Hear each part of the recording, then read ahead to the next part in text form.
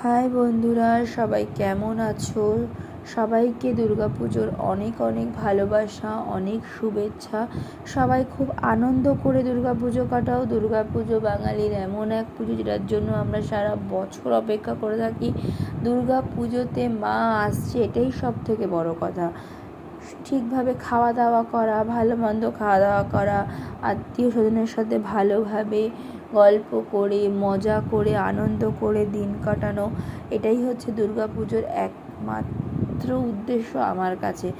এই পুজোটার জন্য প্রত্যেকটা বাঙালি আমরা সারাটা বছর ওয়েট করে থাকি।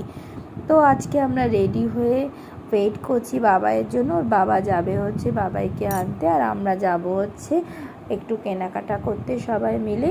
তো আজকে আমরা 4 জন বেরোবো, আমি, আমার মেয়ে, বাবাই আর আমার বর। তো সবাই আসলে একসাথেই বেরোবো। তো দেখো আমার